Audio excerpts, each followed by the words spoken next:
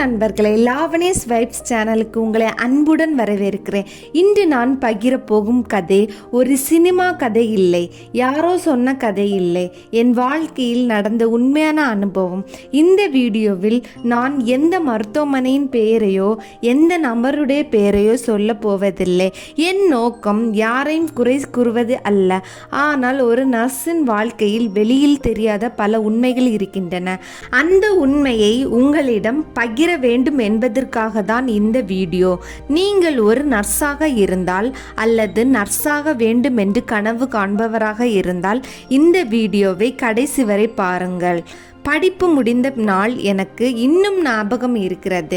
இனி என் வாழ்க்கை ஆரம்பம் என்று நான் நிறைய கனவுகளோடு இருந்தேன். என் குடும்பத்தை பெருமைப்படுத்த வேண்டும், என் காலில் நானே நிற்க வேண்டும், ஒரு நல்ல நர்ஸாக எல்லாருக்கும் உதவ வேண்டும். அதுதான் என் கனவு. அதற்காக என் சொந்த ஊரையும் குடும்பத்தையும் விட்டுவிட்டு வேறு ஒரு ஊருக்கு வேலைக்காக கிளம்பினேன். முதல் நாள் ஹாஸ்டலில் தங்கிய இரவு என் அம்மாவும் என் ஊரும் எல்லாம் நினைவுக்கு வந்தது. ஆனால் மனசுக்குள் நான் ஒரே ஒரு வார்த்தை சொல்லிக் கொண்டேன், இது எல்லாம் நம்ம எதிர்காலத்துக்காக. அடுத்த நாள் முதல் டியூட்டி ஆரம்பமானது. புதிய முகங்கள், புதிய மருத்துவமனை, புதிய விதிகள், எல்லாமே புதுசு. முதல் சில நாட்கள் எல்லாரிடமும் சிரித்து பேசினேன், எல்லாரிடமும் நல்ல பெயர் வாங்க வேண்டும் என்று நினைத்தேன். எனக்கு கொடுக்கப்பட்ட வேலையை நேரத்திற்கு முன்பே முடிப்பேன். ஒரு நோயாளி அழைத்தால் உடனே ஓடி போவேன். எனக்கு கொடுத்த பொறுப்பை மனசார செய்வேன்.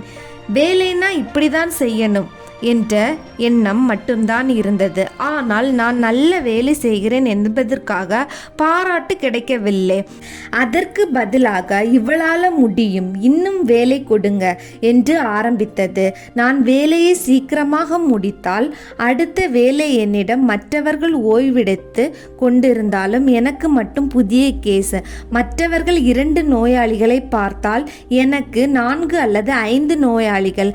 அந்த நேரத்தில் கூட நான் பரவாயில்லை, நான் புதுசு, கொஞ்ச நாள் கஷ்டப்பட்டா எல்லாம் சரியாயிடும் என்று நானே சமாதானப்படுத்தி கொண்டேன். எனக்கு அப்போது தெரியவில்லை அது ஒரு ஆரம்பம் மட்டும்தான் என்று. அடுத்த நாட்களில் என் வாழ்க்கை இன்னும் கடினமாக போக ஆரம்பித்தது. அந்த நாட்களில் நான் ஒரு விஷயத்தை மட்டும் நம்பினேன், நல்ல மனசோடு வேலை செய்தால் எல்லாரும் நம்மை மதிப்பார்கள் என்று. ஆனால் வாழ்க்கை எனக்கு வேறு ஒரு பாடத்தை கற்றுக் கொடுக்க போகிறது. அந்த பாடம் என்ன? எப்படி வேலை செய்யும் இடமே எனக்கு மன அழுத்தமாக மாறியது. எப்படி தினமும் சிரித்த முகத்துக்கு பின்னால் கண்ணீரை மறைத்தேன். அதையெல்லாம் அடுத்த வீடியோவில் பகிர்கிறேன்.